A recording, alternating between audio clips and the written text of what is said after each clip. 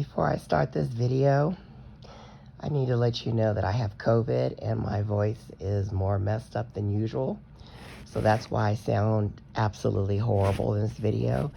But it's been on my mind, so I didn't want to wait till I got better to discuss it. I'm going to give you the most honest video about Islam. Some people are terrified to talk about it. Some people just talk about what they were indoctrinated with. Some people just, talk about the crap they were told that just made them fascinated with it and made them so gung-ho about it. But I'm going to give you an honest look from an American point of view. I am American, born American, raised Christian. When I was very young, around 10 or something, I was drawn to Islam. I was fascinated about it. I loved their knowledge, their intelligence when they talked, their knowledge of history. It fascinated me, and their dedication, praying all the time. It was just something I was completely into. So one day after church, there were some Muslim brothers that followed Farrakhan, the Nation of Islam, on the corner. So my mom stopped so I could talk to them, and they were talking to me. And at the time, I did not know that they are not true Muslims, because I'm like 10 years old, 12, something like that. And I'm white passing, but I'm biracial. And back then, I think I looked more mixed, but my skin was light. I had blonde hair. And one of the brothers was saying I looked too much like the white devil, while another brother said, he wanted to give me information. And I think the one ended up giving me a book about Islam. But the way the one brother talked, saying I looked too much like the white devil, when Islam is supposed to be inclusive, really turned me off. I read the book, but I never pursued Islam.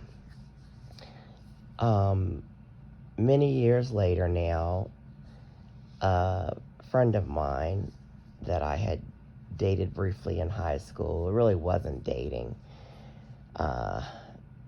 really, but he became Muslim, and I think he had been Muslim maybe 10 years when we reconnected. He ends up being the most hypocritical person, and we're going to talk about the hypocrisy. But he inspired me to revisit Islam and learn about true Islam. And I am the type of person that I will study the crap out of something.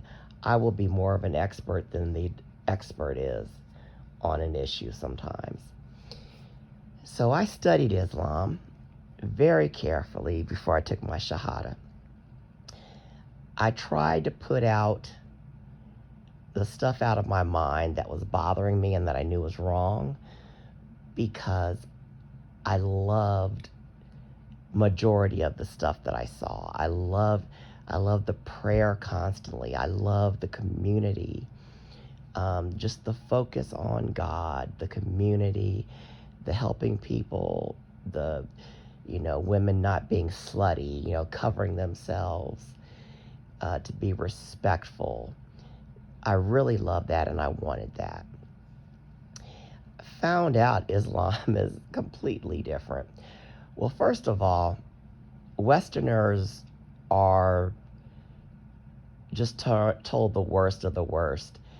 They don't research stuff. They don't look into how people really are, the true Muslims. They don't look into that. They just see terrorists. And true Islam is supposed to be beautiful.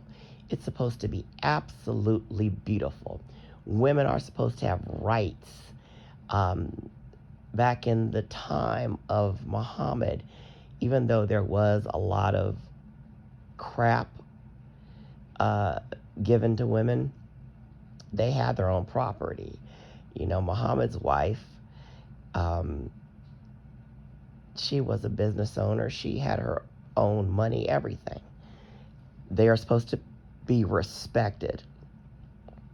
And these Islamic countries, they bastardize the religion to control the people. They don't teach people true Islam. They don't treat the people the way that people are supposed to be treated under Islam at all. Women don't have to cover. There's no mandate to cover yourself. You're supposed to be presentable and not slutty, but you don't have to cover yourself with complete burqa. That is not in Islam. That's crap the government created. Women having to have men escort them. That's not in Islam. That's crap the government created to make women slaves. They basically make women baby makers, sex slaves to these men, and not treating women according to Islam whatsoever. True Islam is supposed to be a beautiful thing, but the governments bastardize it. They make the people miserable, and then they make the rest of the world think Islam is absolutely horrible and only for radical jihadists when it's not. Okay. And that's what angers me. It angers me so much that they don't practice Islam the way the Quran says, and that they ruin it for true Muslims. And many true Muslims don't even study the Quran properly. They believe what the government tells them, and they continue to treat each other, especially the women, the way the government has done it, instead of being respectful and really practicing true Islam. Because if you meet your average Muslim, they are going to be wonderful people. They're not these radical jihadists. And especially the converts. The converts are more true to the religion than the born Muslims, I have found. Because when I converted, they call it reverting, because they said everyone's born Muslim, but you go off into other religions, and then you revert back to Islam. I joined lots of groups on social media, and these foreign women that convert are just die hard. All day they're posting about Islam, just die hard. They're actually the Quran police, which is irritating because they pick apart everything that you do. Oh, that's haram, that's haram. Gets old real quick. And they're the most miserable people. They marry these men from Muslim countries, and then all of a sudden, the man's family's telling them what to do. They're being treated like crap when they originally were told all this bullshit and treated like a queen before they got married. I've seen some beautiful ones, but it's usually a lot of people that have psych issues. They're obese. They're not attractive. They're willing to take any man that comes their way. And I've seen it. I'm not judging, but I'm saying a lot of these Western women that are taking these men got psych issues. They're overweight or they're unattractive, and that's just the fact. I'm not nowhere near saying that all the women are like that. No, whatsoever. Because I've seen a lot of beautiful ones. But I'm just telling you, as I said in the beginning, I research the shit out of everything I do. And I joined lots of groups and watched lots of stories, seen lots of posts, and it's just a freaking fact. Now, when I joined Islam, I thought it was going to be what I studied. I found out these people are such hypocrites, especially when it comes to trying to marry a Westerner. I don't give a shit what you say. These men want their green cards. They want their freaking green cards. They will text you and tell you they love you when you haven't even said one word to them. And that pissed me off. I'm getting 100 marriage proposals a week from somebody I have never even texted. I'm getting dick pics, but yet you're supposed to be a good Muslim man and you're sending me a dick pic? The hypocrisy of the men was just overwhelming, and the despair of the women were overwhelming. There is no way in hell, even if I would have stayed Muslim, that I would have married a born Muslim man. If I would have stayed Muslim, I would have married a Westerner Muslim guy. Also, I'm not one that can be controlled. You're not going to tell me that somebody has to escort me. You're not going to tell me that I can't do certain things. I was willing to abide by the laws of Islam, but I wasn't going to be a slave. I have my opinion and I will express it. So that was a big thing for me. And I never felt comfortable with it. I know there's things in Christianity that are just as bad as in Islam. I know that the Bible has been rewritten. Selective books have been added and taken away, and I don't believe in that. I never believed that God was Jesus and the Holy Spirit, even though I was taught that all my life. And it's funny, I'm 50 now, and I didn't even know that Christians thought Jesus was God. I had never heard that in church. So I never believed that. I believed God was God and that was it. So when I heard that Christians believe that God is Jesus, it shocked me because I never believed that. I think that's another thing that, got me into Islam, because my beliefs were a lot of what the Islam beliefs were.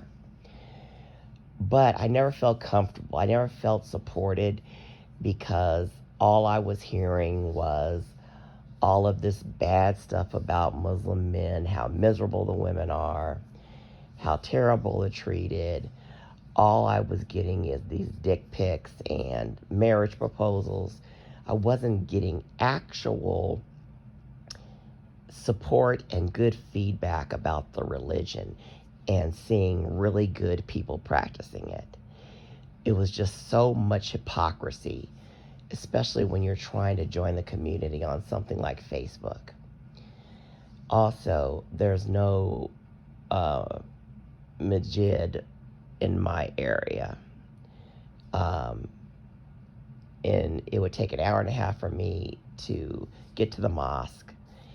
And I contacted them to get information about it. And I don't know if it was just because I was a woman, but I got no reply. So wouldn't you think the mosque would want to welcome a new revert into the fold and give them as much information and support as they need? But no. So that was a turnoff. And I just never saw any positivity. Never. I never felt comfortable. And now let's get to the facts. That's going to piss people off, but I don't care. I am a psych nurse, and I am a very super knowledgeable, good psych nurse. I don't mean to be conceited, but I am. And I have been in the psych field for many, many years. I was studying to be a psych nurse practitioner, and I was close to it before I became disabled and had to give it up. I've worked in state facilities. I have worked in hospitals. I know my stuff very, very, very well. And if you read about Muhammad, and if you are being honest with yourself, Muhammad was a paranoid schizophrenic. He did not get visions from God. I don't give a shit what you say. Most people are born Muslim. They're taught that Islam is the only thing, and they believe what they're taught. Most of them don't even know all of these things about Muhammad, because they are not told the right stuff and they don't study it. Anyone that has knowledge about psych issues will know that Muhammad fit the stereotypical, had the stereotypical signs of somebody that was paranoid schizophrenic. First of all, an angel would not shake you and torture you like he said happened with him. If that was an angel, that would have not happened. In any other religion, the angels are always caring. They would not do that. He seemed possessed. He even said that he was deceived by the devil. He tried to kill himself several times, so he was suicidal. Muhammad had clear psych issues, major psych issues. And if he was paranoid schizophrenic, he would be seeing these visions and thinking they were from God. His wife took him to her cousin, I believe, and then the cousin told him that these were coming from God through the angel, and he believed it. This stuff was paranoid schizophrenia, and you cannot tell me anything else. He was suicidal. If you are a prophet, why are you going to try to kill yourself when killing yourself is the one thing God won't forgive you for? Muslims don't know this. They do not know it. And if they do know it, they don't want to believe it because it goes against everything they've ever been taught. It's true. He did not get visions from no angel through God. And God has always gone directly and talked to the prophets. So why would God all of a sudden decide to just do it through an angel?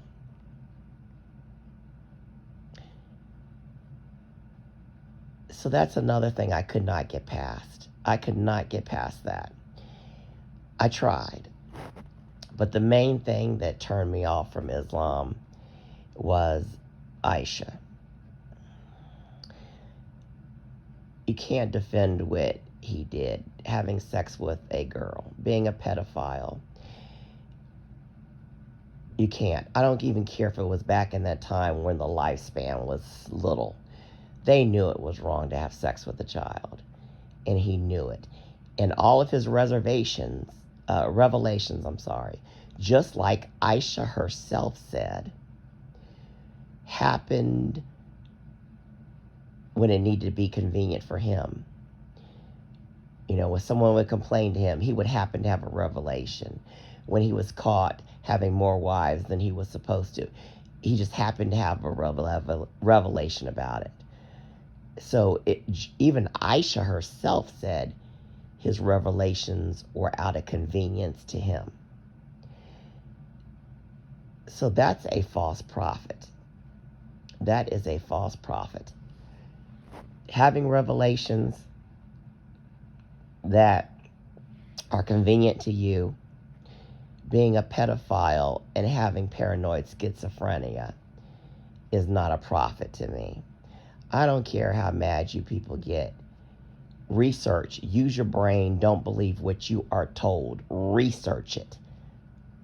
And I know for people in Islam how deeply rooted their faith is and how religion is their life. Because, other religions, it's not your life. You go to church, you might live good, but it's not just like your life every day where you're getting up praying all day like it is with Islam. So you're going to push back. You're not going to want to believe this stuff. But if you have enough sense to really, really look at this, you're going to know this is not good. You're going to know it. You're going to know he was a pedophile. There's no excuse. And I see these people on YouTube like Zakar Naik, or however you say his name, I can't stand him, saying, oh, well, back in their time, that age was okay. It's not okay. It's not okay to have sex with a child. And then he had sex with them on their period when that was supposed to be forbidden. He did everything forbidden for everyone else, but he did it. And I could not go along with the pedophilia and the mental illness because I know that Islam was created on paranoid schizophrenia only. We have all these Muslims now based on a religion that was formed because he was having paranoid schizophrenia visions. He was suicidal. A prophet is not going to be suicidal and try to kill themselves and do the most horrible thing against God by killing yourself. A prophet is not going to be a pedophile. A prophet is not going to go against every revelation that he claimed he had. So that's why I could no longer stay with Islam. Like I said, I wasn't getting any support.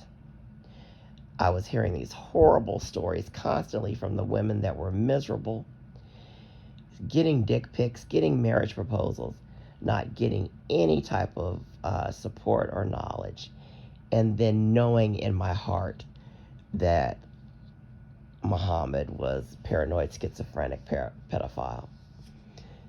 I don't care what scholar you are. I don't give a shit what scholar you are. There is no way that you can explain away him not being a paranoid, schizophrenic pedophile. And it was really upsetting to me because I was dedicated. I was excited to take my Shahada. I had bought every book you could think of. I bought all this Muslim jewelry. I bought all my head coverings and long dresses and just everything I could buy to make sure I was practicing the religion. My prayer beads, my prayer mat,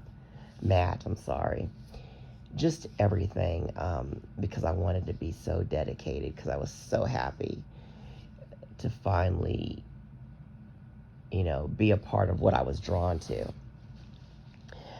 So it's disappointing. It's disappointing. And there's still, social practices and cultural things that I want to try to, really keep, because I do believe in constant prayer. I do believe in dressing modestly. So I do want to keep those aspects of the religion. But I can't believe in someone that I know is based off of fraudulent stuff. He is a paranoid schizophrenic, and I know it. I am a mental health professional, and he is a paranoid schizophrenic. He was not having visions from angels. And just like Aisha said, look it up in the hadiths, he had visions of convenience. And once I left Islam, I actually returned because I still wanted to believe in it. I have poor health, and I had to turn back to God because I'm a walking miracle. I should not be alive. And I knew all of my prayer to God has kept me alive. So I wasn't going to change that. And it still bothers me from time to time because I just really wanted to be a part of it. But it's just too much falsehood. And you're not supposed to be worshiping things. Look at the Cabal. Why are they walking around this Cabal in Mecca when you're not supposed to be worshiping any type of idols? To me, that's idol worshiping. People throwing these stones and trying to kiss the Cabal, and that's not what you're supposed to do with a religion. You're worshiping an idol. You're worshiping that building. It's also been proven that people are not even looking towards the right direction now. The original direction is not what people look towards. There's just so much stuff that's wrong with the religion that it's just obvious it was a made-up thing from a paranoid schizophrenic. And now let me talk about the Nation of Islam. I found out they are definitely not Muslims. And I wish I had not let that experience when I was young deter me from learning before now. they worshipped the original founder. So how could they be true Muslims? They're not worshiping God. The Nation of Islam they're not true Muslims. They never have been, never will. And it makes me angry when people bastardize a religion to fit their purpose. Look at the original founder having sex with all those teenage girls and having babies with them. That's why Malcolm X left. It's just sad, the state of religion nowadays. You don't know what is right, what's wrong. There's just too many religions, so many of them made up by people. Things change, books change, books left in, books left out. We don't know which religion is true. We don't know. And like I said, so many of these religions are just made up by a man. We don't know what religion God truly wanted us to believe in. We don't know what God really wants. We can try to be good people, but we have no clue which one of these religions is correct. And